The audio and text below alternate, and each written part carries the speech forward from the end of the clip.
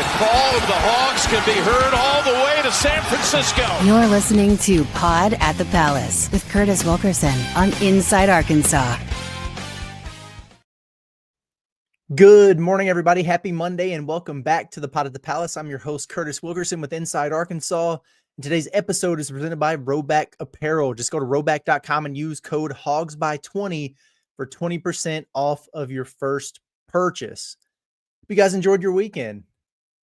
You know, I mean, when we get to the next one here, it's Arkansas football. I mean, they're going to be on the field at practice starting this weekend. So, you know, things are getting rolling. Fall camp's getting going on Friday. No more of these Razorback free weekends. It's been kind of crazy.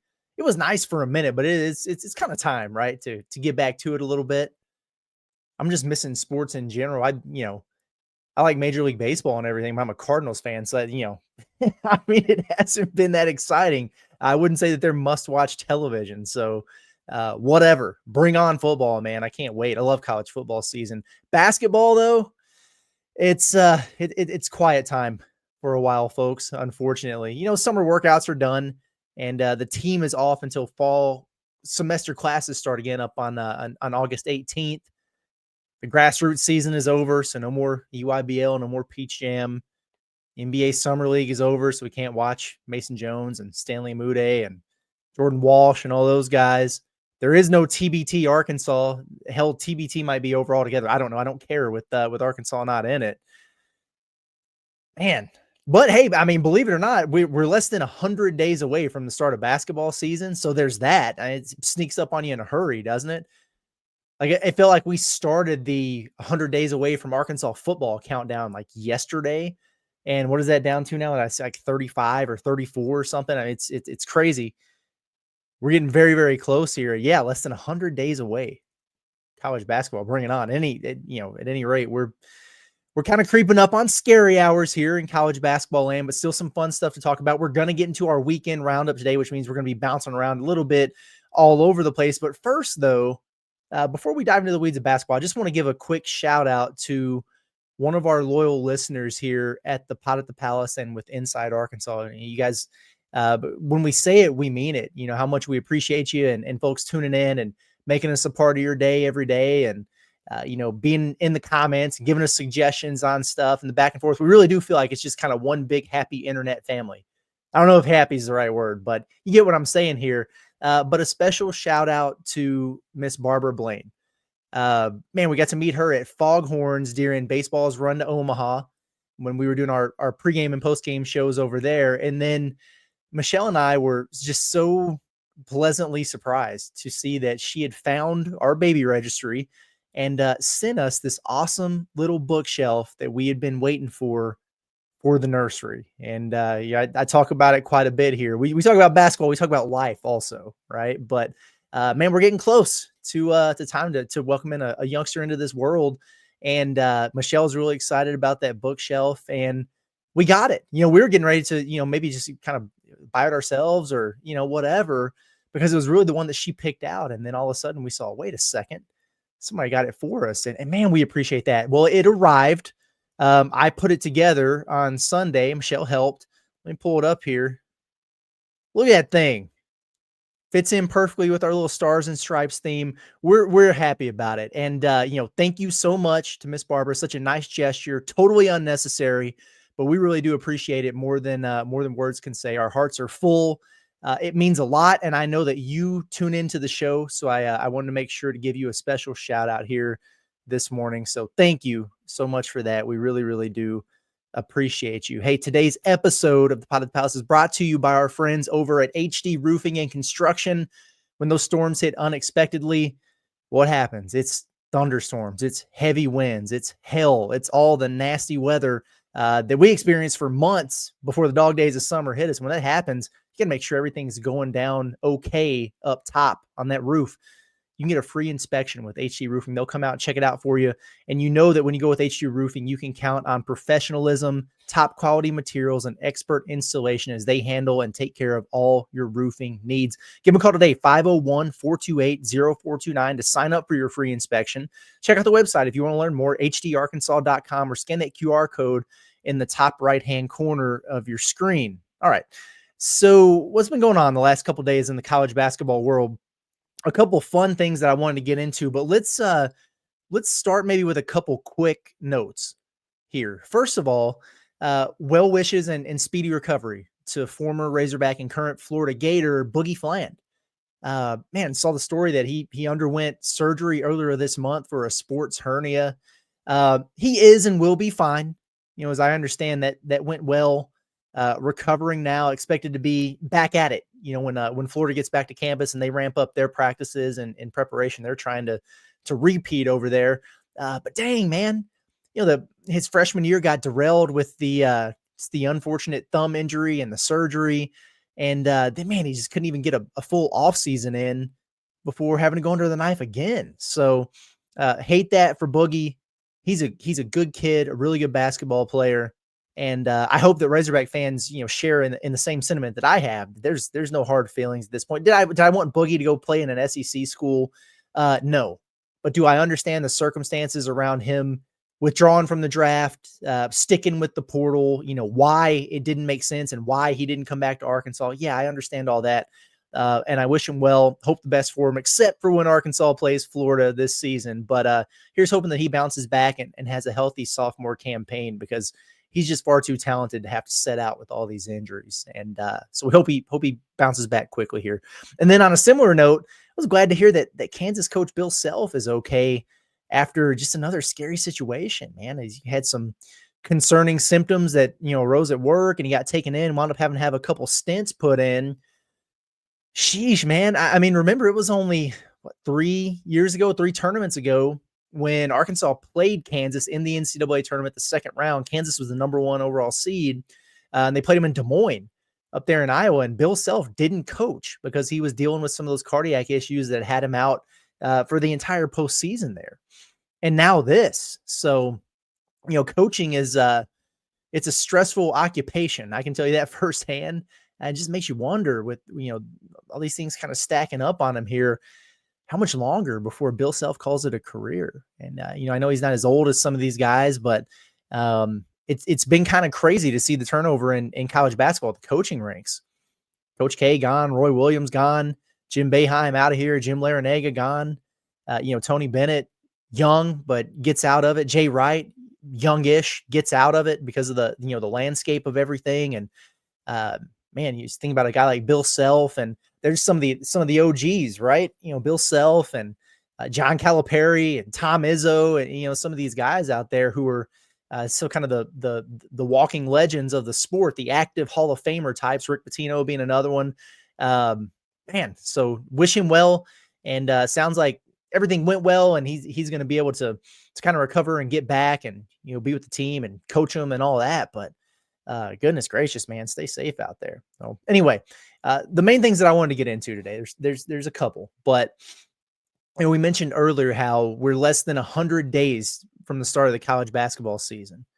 Arkansas and Southern. I saw the line over at Torvik is Arkansas minus 26.5. So if you want to start getting your scratch in on that, be my guest. But what that means really as of right now today is all these big publications are putting out their 101 storylines or the top 100 things to know types of lists for the season ahead.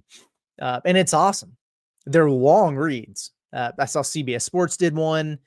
ESPN did one. Of course, I read every word of all of them because, well, it's what I do. College basketball sicko over here. Now, they're both great reads. Like I would suggest checking them out when you have some downtime. And I'll give a shout out to CBS Sports, my guy Isaac Trotter, who, again, I really love his work. His 7th bullet point and his second burning question for the season was, armed with a tweaked roster building game plan, does John Calipari have a run brewing at Arkansas? Cool, man. That's awesome. I hate to break it to you, buddy. That's not a burning question, though. We all know the answer is yes. Of course they have a run brewing at Arkansas. What are you thinking, man? You know this. You could come up with something better than that, honestly. But no, I mean, seriously, nice little write-up on the Hogs and how this year will be the most retention that John Calipari has had on a roster since the 2015 team that won 38 straight and went to the Final Four at Kentucky. and remember that team because we're going to talk about him again in a second here. But as he fairly points out, like there's no Karl Anthony Towns joining the fold at Arkansas this year. But like we said several times, I mean, this team shares a lot of the traits that recent national title winners and Final Four teams have had. And I think it's a big part of why their stock is high coming into the year. But it was really the ESPN article that caught my attention.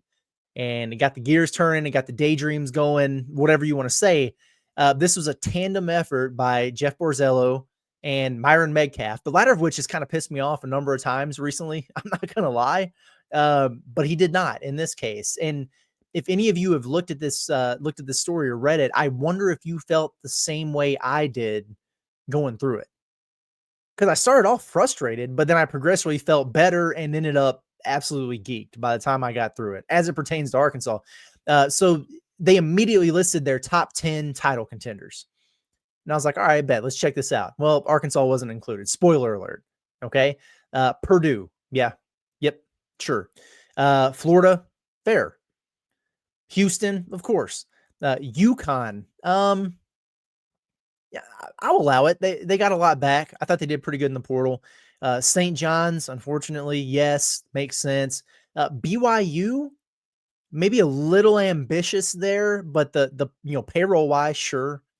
You got the number one freshman, AJ DeBance over there, Rob Wright out of the portal. They're going to be really good, but that, okay, fine, whatever. Louisville on paper, yes, maybe counting the chickens before they hatch there. I don't know. Michigan, that one's pretty bold in my opinion. Great front court. Yaxel Morez, Ade Mara, that's a really good trio there, but those guards are mid, in my opinion. Kentucky listed. If a handful of those transfer role players evolve into stars and JQ's knee is healthy, okay, yeah, sure. I think it's reasonable to have them in there. Duke, yeah, all right. I mean, it's impressive how John Shire gets the benefit of the doubt relying on freshmen entirely. But, Cal gets crucified if he even recruits one. But it's Duke. Makes sense. But when I think about the glaring omissions there, right away, it was Arkansas and Texas Tech who immediately jumped out to me. I was like, oh, I feel like both those teams should be on there. Maybe over a Michigan or a BYU or something, whatever. Well, you keep going down, and the very next section is 10 teams that could make the jump. And what they meant by that was like jumping into the national spotlight or jumping into the top tier of their league or into the NCAA tournament. It just kind of depends on how last year went for these particular squads. Well, Arkansas was the very first team listed. And I think that makes a lot of sense after, they finished 9th or whatever it was in the league standings last season. But then they turned it on, made it to a Sweet 16. They're bringing a lot back. So jumping up into that upper echelon of the league, we might feel like Arkansas belongs there, and they do, but they haven't been there. We just did an episode not too long ago about why does Arkansas suck in the SEC regular season and then continue to go on these deep NCAA tournament runs. It doesn't make any sense. So I think it makes sense for them to be included there. Myron Metcalf in the write-up said, essentially, if this team can stay healthy, which will loom large all year after how last season went, we know that. But the John Calipari could have a team that could contend for his 7th Final Four. I love myself a good dark horse role, folks. I really do. So, again, that's not what really got me going, though. Whatever. Standard type of off-season story. Oh, are they sleeping on the Hogs? Well, they gave them enough love to keep Arkansas Twitter from crashing out. All right, fine. But the reason I wanted to bring it up today is because of what he said next, which was part of his, bold predictions. They each had a few bold predictions there. And he said that John Calipari and Arkansas would face Kentucky in the Final Four. Oh boy. Good grief, man. Here we go. Here's what he said. He said, Darius Acuff is the top newcomer for an Arkansas squad that made a run to the Sweet 16 in March, given the Razorbacks' depth and experience last season's group lacked. True. Kentucky may need some time to get off the runway, but the Wildcats could have one of the nation's most talented rosters as March approaches if Jaden Quaintance is healthy. Also true. Folks, could you imagine the scenes on April 4th in Indianapolis if that were to actually happen? An Arkansas-Kentucky Final Four. Whew. It would be the most anticipated Final Four rivalry game ever outside of Duke, Carolina in Coach K's swan song a couple years ago. Wouldn't it? I mean, I'm sure other fan bases have some other examples, but man, oh man, the storylines here. Lucas Oil Stadium would be at risk of burning to the ground for that one. Like Twitter, the X app, whatever, it would crash for sure. There's no doubt in my mind. But how sweet would that be? How sweet would it be? And if it's ever going to happen, this just feels like the time and the place that it should. Arkansas, Indianapolis, Arkansas will be back in the spot where it exercised some demons a few years ago during its bubble run under Eric Musselman. Been a quarter century since Arkansas had gotten out of the first weekend of the tournament. And they made that run to the Elite Eight. Felt good, didn't it? Interestingly enough, Kentucky would be back for the first time in more than a decade to face the coach who got them there. And interestingly enough, that went down in Indianapolis. Remember that 38-0 team that we mentioned a minute ago? I was there in the building because it's also the coaches' convention, the Final Four, when Frank Kaminsky in Wisconsin knocked off Kentucky. Ended that perfect season. So, I mean, like, speaking of exercising demons, Cal and Tyler Ulis, for what it's worth, he was on that team. They'd be back in the same building where that quest for the perfect season, Cal's potential second championship, his second ring, it all came crashing down on him. And, a lot of folks in Lexington, and I know this because they told us this as we were there for a week in February. A lot of folks in Lexington look at that game and they felt like it was a turning point, or the moment that broke Cal, whatever, at Kentucky. It was all downhill from there. I mean, like, I'm not sure I could even dream up a better set of storylines. Honestly, if it actually came to fruition, Arkansas, Kentucky meeting in the Final Four this year, it'd be hard to escape the scripted allegations as it comes to college basketball here. I mean, how do you top? So, okay, if you had Arkansas, Kentucky, Cal Pope in the Final Four, the winner would almost have to see Slick Rick Pitino and St. John's in the title game, right? Like, who the hell else would even make sense to be there? It would have to be. Who would be the other team? That's what I'm trying to figure out here. Like, if you had with these coaches, Arkansas, Kentucky, and St. John's in a Final Four, like for Arkansas, you could make the case for it to be, Duke, who you beat for your last ring, or UCLA, who ruined your opportunity to go back to back the year after that, 95. For the storylines, though, I think it would almost have to be Louisville, right?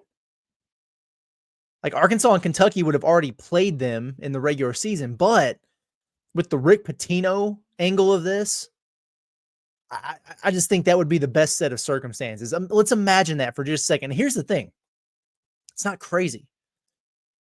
All four of these teams are projected top 15 teams. Now, it would have to work out from a regional standpoint, but an Arkansas, Kentucky, St. John's, and Louisville, a John Calipari, Mark Pope, Rick Pitino, and Pat Kelsey Final Four, all in Indianapolis, it's not crazy to think about. In fact, there's probably going to be quite a few brackets that wind up picking that. Could you imagine? Chaos, baby. That would be absolutely insane. I'm here for it. Give me that, man. But it would have to be those four. Just, again, like, imagine, Arkansas. So when North Carolina beat Duke that year, they went and played Kansas. And it was like, all right, fine. I mean, it's another blue blood. Okay. But it still felt it felt a little bit weird, but there were a lot of things that kind of factored into that made a little bit sense. Roy Williams, he wasn't there anymore. It was Hubert's year. But like his history with Kansas, it made some sense to me. Let me ask you guys this, just off the top of your head. Who is the other team in that Final Four? Does anybody remember? Doesn't matter. Right? It was the other teams. It would kind of be the same idea here, except on steroids. You had Arkansas and Kentucky meeting in a Final Four, and St. John's on the other side. Unless it was Louisville, I just don't know that anybody would remember who the other team was. Why would you? Why would you? Gosh, man. We need a vibe check after this conversation. And also I need to call Basis Health before I stroke out up here thinking about this. Like I'm already getting palpitations up here. Could you imagine the anxiety that would go into that? So this is a perfect time for this particular ad read. Okay. If we get an Arkansas, Kentucky, St. John's, Louisville Final Four, the entire natural state is going to need to call Basis Health and take advantage of their mobile medical services. That's right. You won't be able to leave your home. You certainly won't be able to drive across town and sit in a waiting room. So you can hit up Basis Health and they'll send a physician straight to your front door for urgent care, primary care, IV hydration, check. You're going to need all of those and more. So check them out today. The website, basishealth.org, or scan the QR code at the top right-hand corner of your screen for more info. How would you guys feel about that? Did you get nervous as we just talked about it? Was the anxiety too much for you to handle? That would be absolutely insane. And then what's your vibe on what we're getting ready to talk about? I think that's another fair question here as we shift gears a little bit to something that I think is exciting, but maybe a little bit less straining on the heart to wrap up the show today. And I talked about this a little bit on Inside Arkansas Live out at Alumni Hall Friday afternoon, but I wanted to tackle it, just have a little bit of fun with it from the basketball standpoint, because I think it's much cooler, sounds way better, it makes more sense as it pertains to hoops anyway, if I'm being honest. But that's the renewed reporting that's out there that when the next round of conference realignment comes up, and it's going to happen here, that North Carolina, the Tar Heels, believed to be at the top of the totem pole when it comes to schools looking to bail out from the ACC. And there's some nerds and academics over there who might prefer the Big Ten as the landing spot, but the fan base, the athletics brass, overwhelmingly preferring the SEC. Now, timing is everything here. There will be no changes until June 2027 at the earliest. You got to give a year's notice. So, like this time next year, a school in the ACC could hypothetically notify the league, hey, we're out of here. We're going to go elsewhere. But it's all going to be about timing and about buyout money. So, let's say in June of 2026, a year from now, that North Carolina notified the ACC, hey, we're dipping out. You got to give them 1 year's notice. And then the exit fee to do so starts at $147 million after the 2026-27 year. And then it reduces by $18 million each year from there until 2030. And that's why some people feel like it would probably be closer to 2030 before someone actually dipped out. That's when it gets down to $75 million. And then it's just a flat rate from there. So 2030 makes the most sense because that gets you to the rock bottom point that it's going to cost you financially. But that doesn't mean that it has to take that long. Right? So what would you guys think about that? Adding North Carolina to the SEC. That's my first question. What would you think about adding North Carolina to the SEC? Because from a purely basketball perspective, like, please, man, do it today. Are you kidding me? That'd be awesome. Adding a blue blood, being able to have that trip over to Chapel Hill, every other year, potentially 100%. No question, no brainer. I'm all for it. And geographically, it makes sense. Some things don't make sense. Stanford and Cal to the ACC don't make sense. SMU in the ACC doesn't make sense. Washington and UCLA in the Big Ten don't make sense. North Carolina, the SEC would make perfect sense. Be just fine. Why not? You're already in Kentucky. You're already in Eastern Tennessee. You're already in South Carolina. Great. North Carolina, do that. The baseball program is really, really good. That would translate. Now, they would probably, I don't know if struggle is the right word in football, but it's not like they've been a juggernaut in the ACC, but they've been good. First of all, Bill Belichick's not going to be there by the time they made it over. I'd be really surprised if that was the case. His girlfriend's not going to allow it anyway. But, in football, North Carolina's had some good teams. They're usually in the upper half, of the ACC, and I think it would open up some more fertile recruiting territory for them. I don't think that they'd ever be a perennial college football playoff contender, but neither will Arkansas, frankly. So I don't know why North Carolina couldn't come in and be just competitive pretty quickly. It's not they come in and be the worst team. They wouldn't be dragging the league down by coming in football. They'd certainly be helping by way of basketball, even though it's been a little bit of a downswing here for them, and baseball right there in that conversation as well. So I think it would be cool. Now, here's the thing about it, though. What would be wild with this as it pertains to basketball, it's more about, because you look at it from the SEC perspective, and it's like, dang, Arkansas, North Carolina every year, Kentucky, North Carolina, blue blood on blue blood every year. I mean, there's just some great matchups there. It'd be huge for the brand. But where it would be wild is more about North Carolina itself and the Triangle and Tobacco Road and the rivalries historically, particularly with Duke, right? Because you could just as easily schedule NC State and Will Wade or, Wake Forest or whoever in non-conference. And I don't think anyone would lose a bunch of sleep, but Carolina Duke is different. It just is. And because these things happen in twos or even numbers, usually I would imagine there would be at least 2 schools who would join the league.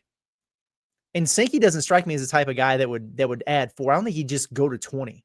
I think it'd be more likely that he'd add 2 and get to 18 before he did anything else.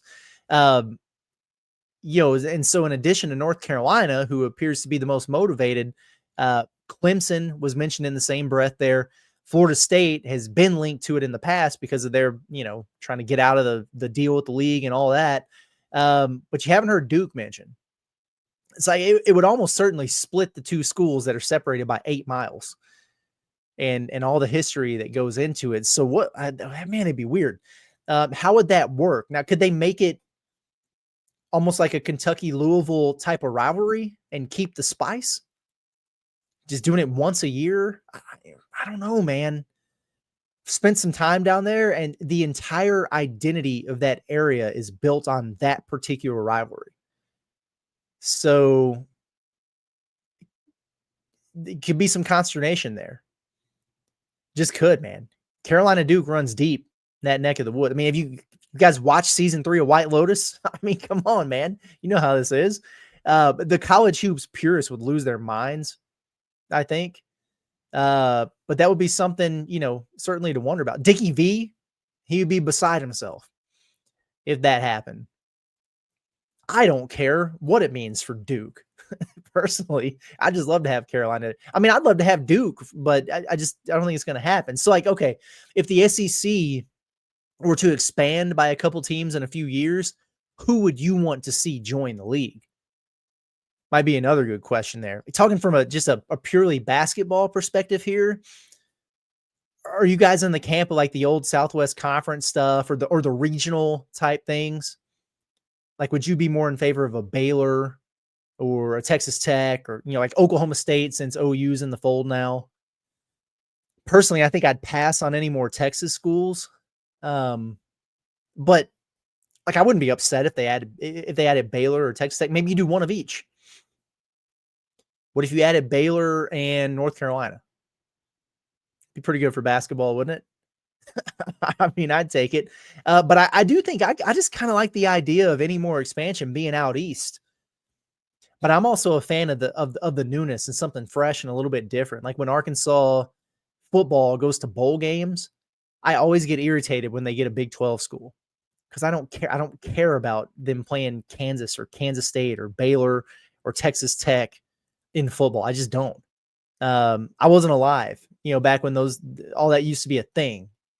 You know what I'm saying? So like play somebody you don't see from a different time zone, something, right? Give us a West Coast team, an East Coast team, something like that. That's kind of how I feel with expansion. And it would make sense going out east. It's like North Carolina for basketball. It's hard to get me more excited about, the potential there than that. The rest of the ACC kind of sucks right now, which is part of the issue. Really outside of Duke, which it just never happened. And so I'm not even going to consider that really. Clemson would be a fine ad. It's a good basketball program, but let's be honest, this isn't going to get the basketball fans real fired up. It would be a football maneuver. If the flip side would be like Arkansas football, how would you feel about Clemson versus North Carolina? Probably like the exact opposite effect there. But it's interesting. Like I think what I might, this is going to be a good episode, I think, here in the Dog Days. I'm going to put some thought into this and create my 20-team SEC sometime this week for college basketball. And then we'll do a segment on trades. And we'll try to make it fair, like something that would get approved if you did it on 2K or on the show or whatever. Like, we will give you Missouri and you will give us who? Big 12, right? We'll give you, whoever, and you'll give us who? ACC. We might do something like that. I think that could be fun. Yeah, the gears are turning a little bit. All right, well, cool. Anyway, that's all I got for today, but just some cool stuff. Not a bunch of hard-hitting groundbreaking. It's just not that time of year right now, but we get into the hypotheticals. We can dream big this time of year over on the Pod at the Palace. So I appreciate everybody for tuning in and getting the week back started the right way here. And we'll continue to keep rolling here in the days that move forward. Make sure you subscribe to the Inside Arkansas YouTube channel if you haven't done so already. Find us where you find your podcasts. Pod at the Palace can be found on Apple, Spotify, Amazon, or anywhere that you listen. I'm Curtis Wilkerson with the Inside Arkansas. I'll be back bright and early tomorrow. We ride at dawn. You guys know the drill. See you at 6 a.m. You guys all have a good one.